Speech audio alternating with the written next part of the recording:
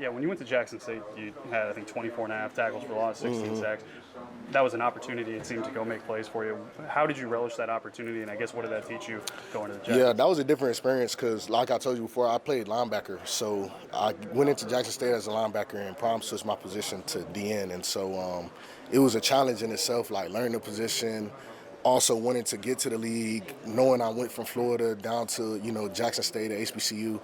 And just knowing, it was going to take everything I had, similar to now, it's just whatever your situation is, you got to make the most of it. And switching my position, I wasn't very headstrong on it at first.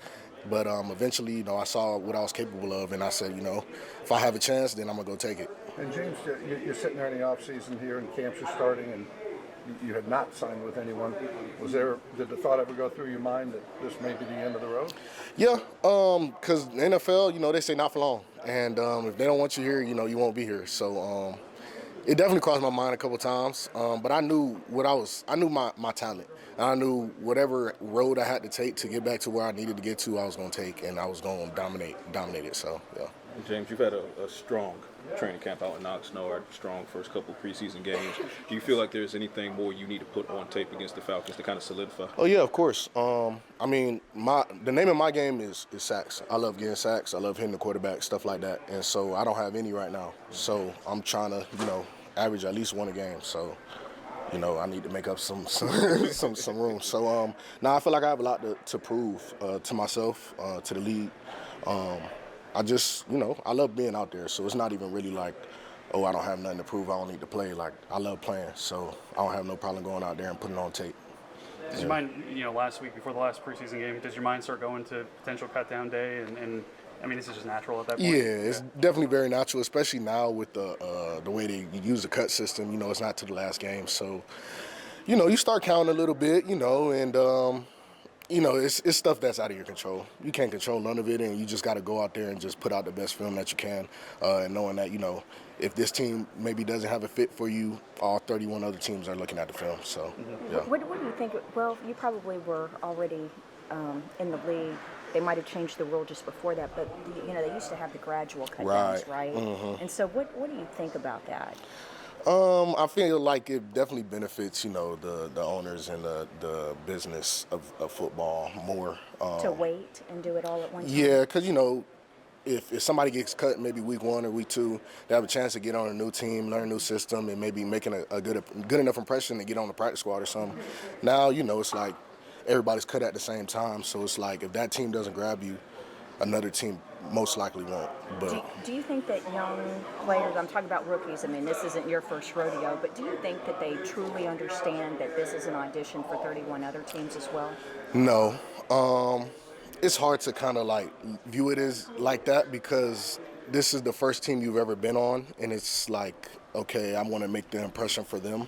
And you don't even understand what the other 31 teams are doing or what their scheme is or anything like that. And it may benefit you to be somewhere else, but you have no idea. Your heads are, and you're in the headlights right now. You're just trying to figure out to do anything for that day, so it's a little probably harder for them to see the bigger picture. Bill Parcells used to say, I'm up to my own ass in alligators. I can't worry about anybody else. Yeah. Okay. Does kind of on that note too?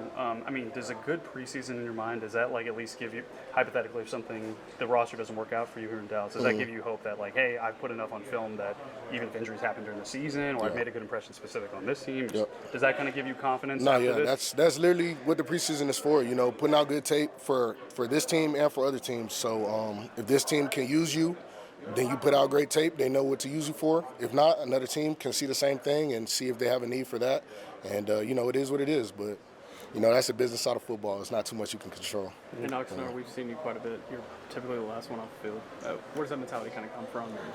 Like I said, yeah, I think I've seen it in the media a couple times. I feel like it's just, like I said before, like my situation, like I came in from the street, the day before camp. So it was like I knew the battle that I had to get what I wanted. And it was going to take everything. I couldn't just do what everybody else did, It was going to take a little bit more. What were you doing before that phone call?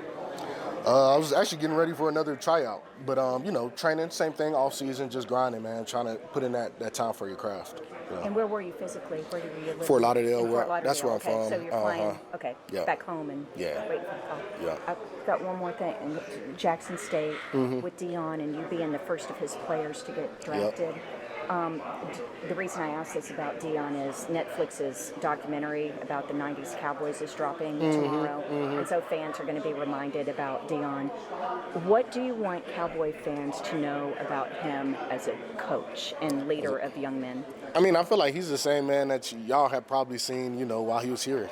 God-fearing man, great dude, great father, great leader, and really wants to see kids succeed, you know, and you don't always see that in the college realm. I feel like you kind of see a lot of selfish coaches, but he really loves the kids, and he's going to do everything for his kids to succeed. And so I love everything he's doing. I love what he did at Jackson State. I love what he did at Colorado, and you know, I wish him the best. I really hope everything goes out well for him. I know he's been having some physical health issues, but seems like he's getting a little bit better. So yeah, I'm just praying for his continued success.